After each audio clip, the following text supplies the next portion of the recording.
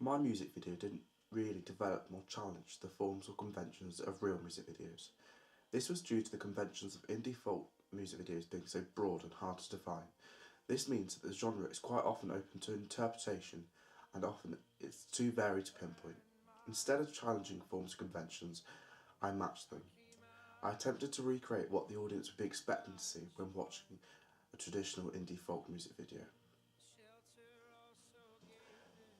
My research has had a massive impact on how I constructed my music video. I used Andrew Goodwin's theory and matched the lyrics of my music to the visuals. The main idea to Andrew Goodwin's theory was that the lyrics and the visuals fit the music. For example, I showed footage of my main character drinking. This would apply to the line, "Don't hold the glass over the flame," suggesting that he had treated his loss with the abuse of alcohol. I also attempted to cut to the beat of the music when editing. This made the video flow better and have a rhythm to the narrative, such as when I was driving the car. I also followed Steve Neal's theory in the way that I have used repetition to reinforce the folk genre. I have not broken any rules or boundaries which would be expected of a folk music video, and have stayed true to the style. I copied similar styles and mise-en-scène as it would be expected in a typical folk music video, such as outside locations, trees, acoustic instruments. The whole of my lip syncing scenes was set outside, and so is most of my video. This is typical for Mumford & Sons, and I felt it was relevant. I also hope that my music video portrays elements of Barr's theory in the way that I would like to keep my audience guessing and their interpretation of the narrative to remain personal and a unique experience. I attempted to do this by leaving the audience open to interpretation in the end, whether the character jumped off the cliff or didn't.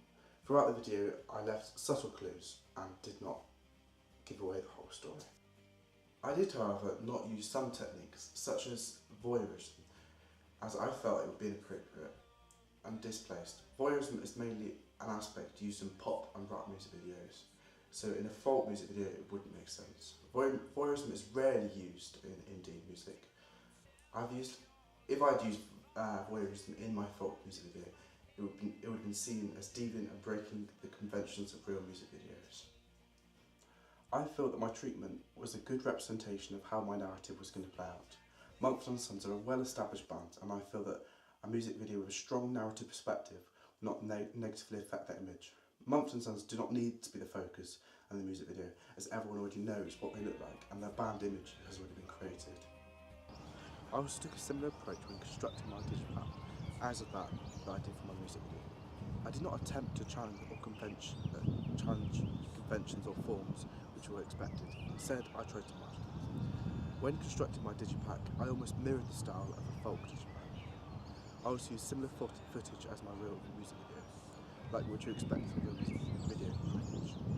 When making my advert, I also closely followed the forms and conventions which would be expected by my target audience. In doing so, my target audience can clearly recognise my genre and style of music. Mumford & Sons play a typical folk kind of music. I did this by using the image of the main character with his guitar on the beach. This also reinforced the rustic style which was expected from a folk genre. Overall, I felt that I rarely developed or challenged the forms and conventions that were expected from my music. Instead, I attempted to recreate them and match them. In doing so, it would match the audience's expectations of the music package.